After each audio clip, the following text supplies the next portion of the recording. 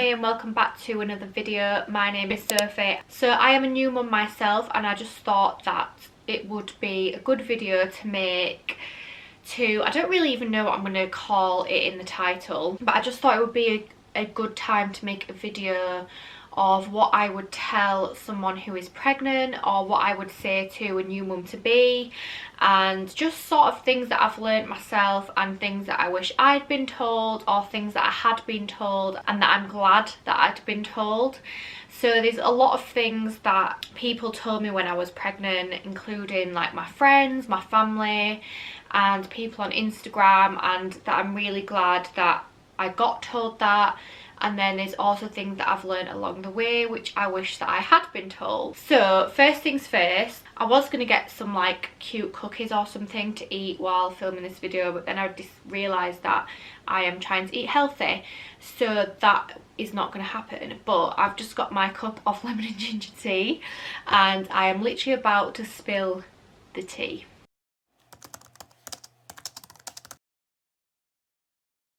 So the first thing that I would say to a pregnant new mum to be is that it is literally going to be the most amazing, exhausting and thrilling, anxious time of your life. So you will just go through so many emotions and so many different stages of emotions, and you will be exhausted, you will cry, you will be happy, you will be everything. Literally any emotion that you think you could ever feel, that is what you will be. But at the end of it all, it is still honestly the most amazing and rewarding thing you will ever experience. I'm yet to meet anyone who is a mum who says that it's the worst thing that they've ever done. I don't know anyone that has said that. So even though you will see a lot of tired mums and you know it's going to be hard, like I'm not going to sit here and say it's easy. You know, don't watch these Instagram people who just share the best of everything, because being a mum honestly really is not like that. I do feel quite lucky in the fact that I do think I had quite an easy baby, minus the sickness. But I just think that it is so hard. It's the hardest thing I've ever done, but it is yet the most amazing thing that I have ever done. So number two, something that I would say to a pregnant mum would be to get everything done that you want to do before you have the baby or before the baby comes along. And obviously I don't mean like fancy holidays and things like that. What I mean is get your jobs done in the house. So if you were wanting to paint the garden fence, get it done before the baby comes along. If you are wanting to decorate a room, get it done before the baby comes along. If you're wanting to clear out your wardrobe and create a new one, get it done before the baby comes along. So literally any job that seems that it will take more than an hour, honestly you need to get it done before the baby arrives, because time literally will pass you at the blink of an eye. I cannot believe Casper is going to be 8 months old. It literally feels like yesterday that I was sat in this front room and I was exhausted and thinking, how the hell am I going to keep my house clean, and all these crazy feelings. But yeah, until you have that baby, you do not realise how little time you will have when you have the baby. So if you think that you're busy now and you don't have children, then you have no idea what is coming, because you just wait until that whirlwind hits and then you'll look back and you'll think, wow, I had so much time, I should have done this, I should have done that, I should have done this. So I would definitely say to get anything done that needs doing in the house or the garden or just in general like life admin, try and do it before the baby arrives. So number three I would say is just enjoy the rest, enjoy the peace and quiet, and enjoy your independence. Because when that baby arrives, you will not have half as much time to just chill out. If you enjoy watching Netflix or you enjoy catching up on YouTube, the first 8 weeks you will, because all the baby will pretty much do is sleep. But after that, there's not really much time for you, and you obviously have to make time for yourself. You have to take it upon yourself to make that time for you. but also just enjoy it while it lasts. Like, don't wish your pregnancy away, don't wish the time away, just enjoy the peace and quiet, and just enjoy, I would say, just your mind being relaxed. Because even though, like, right now I do not have Casper in the house, he is at my mum and dad's, he is still always on my mind. I still know that I am responsible for that baby, so you still kind of never chill. Even though I've had like an hour to chill today, you still kind of, it's just not the same. When you have children, it honestly is just not the same. So I would just enjoy it while it lasts. And I think when I look back, I think that was a different time of my life now. Like, I think when I could just kind of chill out and relax, like, I don't envy that life anymore, but I know that at the time that was my life, and now this is my life. And I think I did actually enjoy it, but obviously I was in a pandemic when I was pregnant, and I did chill out a lot and I had a lot of time to myself. But I definitely would say that just make the most of it, because as soon as you have that baby or those babies again, it just won't really happen. And even when it does, it just doesn't feel the same, unfortunately. So I'm hoping that when my children are like 18, it might feel the same again, but I'm not so sure. I just feel like that is a phase in my life that is just gone now. I don't know if anyone else feels the same, but it just, yeah, it's just gone. So just enjoy it. So this is one that I wish that someone had told me, and then as I got a bit like further into being a mum, I noticed this object, and I really wish that I had bought one. I wish that I had bought a high chair with a newborn insert on the top. So I'm just going to upload a few pictures of a few which I mean. So I do actually have the Eye Candy Me chair now, which can carry a newborn insert, but I didn't buy this high chair until Casper was 5 months old, and I just thought it would be a waste of money for us to buy the newborn insert. But I bought it knowing that next time I have a baby, I will have the high chair and I'll buy the newborn insert. I just feel like my first 12 weeks would have been so much easier if I had one of these. Like, even just us having dinner at the table, it would have been a lot easier. I didn't really even cook a meal in those first 12 weeks, and I feel like if I had Casper like here at my height to sort of tend to while I was cooking, then I would have done it a lot more. So I would highly recommend getting one. I've not even used one, obviously, because I don't have one, but from people that I've seen that use one, I do actually feel like they genuinely look like they get more shit done than mums that don't have one. And I just think it's just the convenience. They are literally at your height, so you can sit at the table and they will be right there. So if you're eating your tea and they cry, you know, you don't even have to get off your chair, they are just there next to you, and you can hopefully try and settle them. Whereas we had Casper like on the floor in a bouncer, and we found it really hard. We'd have to kind of pick him up, whereas I feel like if he was at our height, he probably wouldn't have got upset as much, because he would have kind of felt a lot more included. So I have actually used it once. I used one at my friend's house once, and I did find it really convenient, but by the time that I realised I wanted one, I just thought the newborn insert bit is just going to be a waste of money. I'd rather just have it fresh for the next baby. And then obviously when the next baby arrives and I have a toddler running riot, then the newborn insert on the top of a high chair will be perfect, because the baby will be out the way of a tornado toddler. Next, I would say really take the pressure off how you want to feed your baby. So I was very open-minded when I was pregnant, and I did want to try breastfeeding, but I wasn't too bothered if it didn't work out, and I would just formula feed. I have many friends who never breastfed, and their babies are formula fed, and they are absolutely fine. There is nothing wrong with them. You know, they're not stupid, they're not behind, they don't have like colds all the time.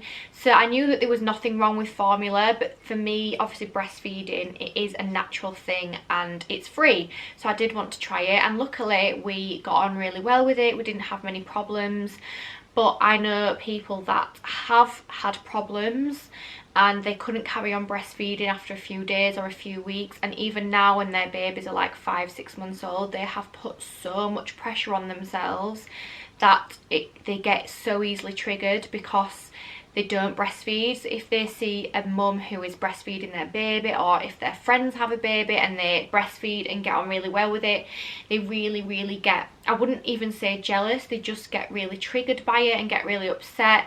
And I could only put that down to them putting far too much pressure on themselves when they are pregnant.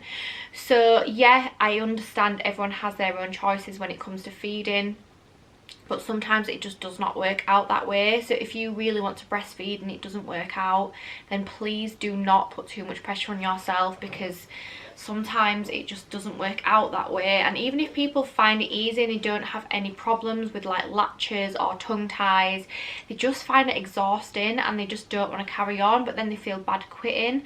And I just think, like, if you really want to carry on, then do it. But if you're not too bothered, then just don't feel the pressure. A fed baby is better than a hungry baby, or an upset mummy, or an upset daddy, or an upset baby. So as long as the baby is fed, it really does not matter. So do not put pressure on yourself on how you want to feed the baby before the baby arrives. Next, I would say take the help when you are offered it. So I had an emergency C-section. It was the last thing on my mind when I had that surgery. But at the time, I really wasn't bothered. I just wanted to obviously get the baby out healthily and happily.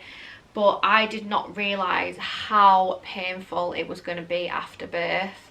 And I pretty much could not do anything. And my mum was a godsend. She literally came to clean my house all the time. She did everything. Josh would come home from work and cook our meals. And I just think you have to accept that help when you're offered it. Like, don't be stubborn and don't be, what's the word, too proud to accept help, because you do need it. And if someone comes to your house at 3 o'clock in the afternoon and you feel like all you've done is sit and watch TV with your newborn, and your friend comes around for a cup of tea and offers to clean the house, then let them do it, because if they are offering to do that, it means that they want to do it. So just let them crack on with it. They know that you've had a baby and they know that you are in a different position to them at the time. So just really accept the help, and just don't be afraid to ask for help either. If you feel like your house is a complete mess and it's getting you down, and the anxiety and everything like that, then just ask someone. Ask your mum, ask your auntie, ask your partner's mum, ask a grandparent, ask a friend, and just say, look, please can you come round and just give my house a quick clean for half an hour, because it's really stressing me out and I just can't get round to doing it. So don't be afraid to ask for help, and don't be afraid to accept help either. So this one is something that I did, and honestly it was an absolute godsend for me. So I would say to have lots of pre-prepared meals in the freezer.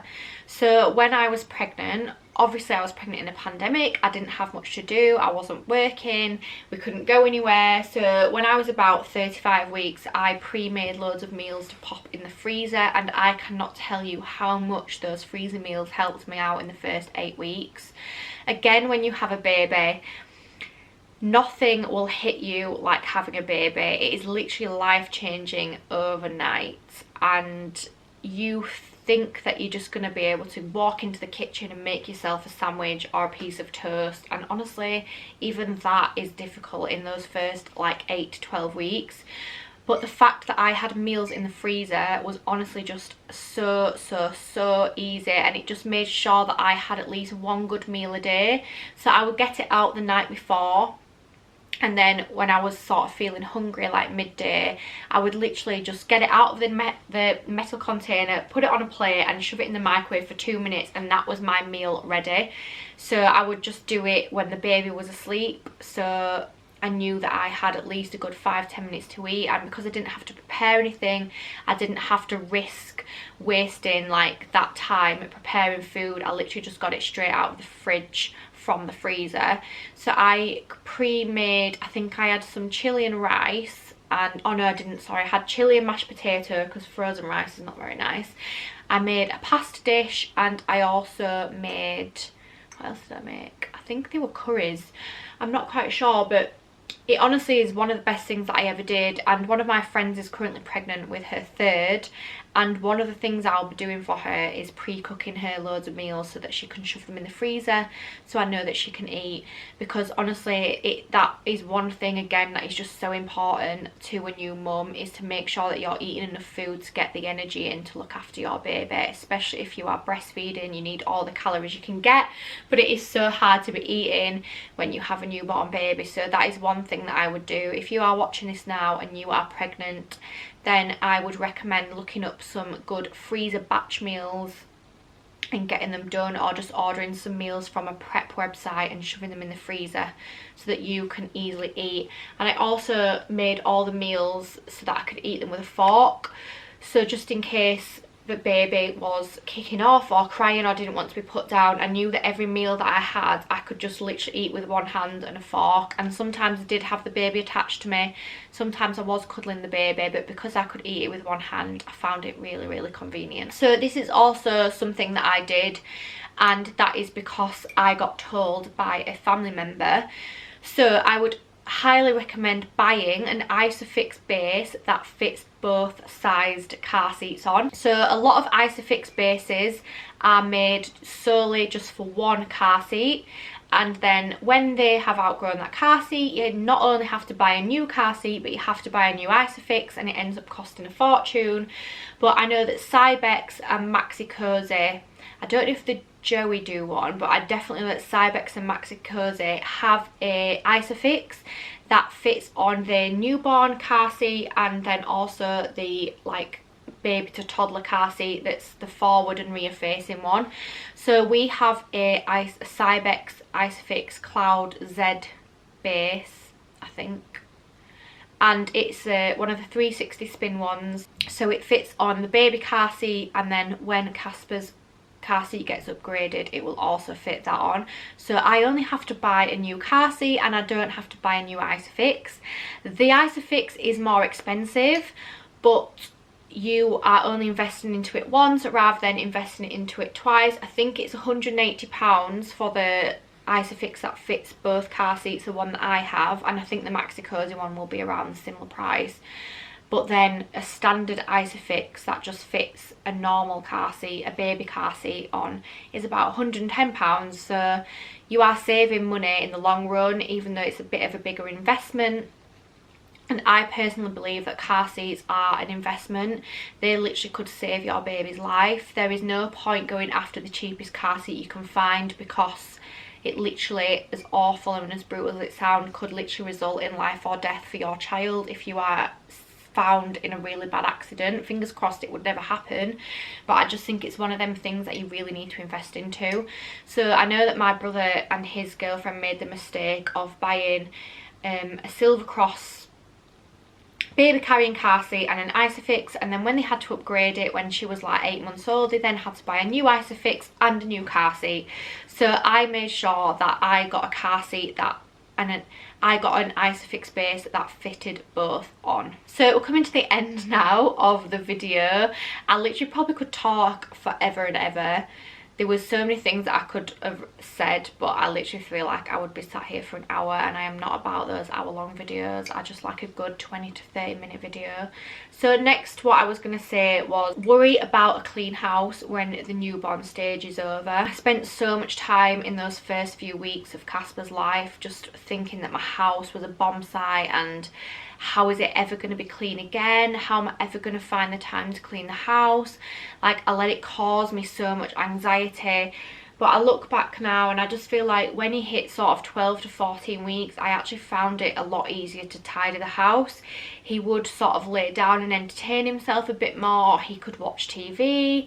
He would go down for proper naps, and I just felt like it was so much easier. And then I looked back and I just think, wow, I really stressed myself out over nothing. Like, that, it is such a small time scale of their life and of your life as well, and you don't want to rush the newborn stage or not take it all in just because you are cleaning your house and you want to keep your house nice and clean. Like I said, you know, accept help from other people, but just when you have your baby, and if it is your first baby and you are sat thinking, wow, my house is a mess, how am I going to keep living like this? It's awful. Please just think back to this video and remember that after about 8 to 12 weeks, when your baby becomes a little bit more independent, that it honestly just gets easier. So just let your house be a mess in those first 8 to 12 weeks, just in those newborn days, and just enjoy being a mum, enjoy that newborn bubble, and just try and forget about the mess. Try and just wipe it out of your head, because honestly, I promise that one day the mess will not be there. And you know, if you can afford it, then get yourself a cleaner. There's nothing wrong with doing that either. I have a cleaner now just because I'm back working a little bit, and my house would honestly just be such a tip if I did not have a cleaner. But back then when I had a newborn, obviously I wasn't really working, so I couldn't justify having a cleaner, and I just tried to do it like here and there. And obviously my mum helped a lot with me having a C-section, but yeah, just remember that it will get done one day, and just really enjoy those newborn days. So lastly, this one is, it's not meant to be negative and it's not meant to be sort of scary, but it literally is gonna be the biggest responsibility of your life. So you are responsible for somebody else for the rest of your life. And even when that child goes away to stay with grandparents or stay with friends, you are still responsible for them, and you know that. So even if you go away for the weekend or away on a night, they are still on your mind. You are still thinking about them. You are still thinking if everything's going to be okay. You are still thinking whether, you know, you've left this for them or you've left that for them, or if they're going to have enough of this or they're going to have enough of that. And I just think that your sole independence has gone. Like, you just do not have it anymore. Obviously you can be very independent, but you are then dependent, someone else is dependent on you, and I just feel like your responsibilities just get bigger and bigger and bigger, and they just never go away.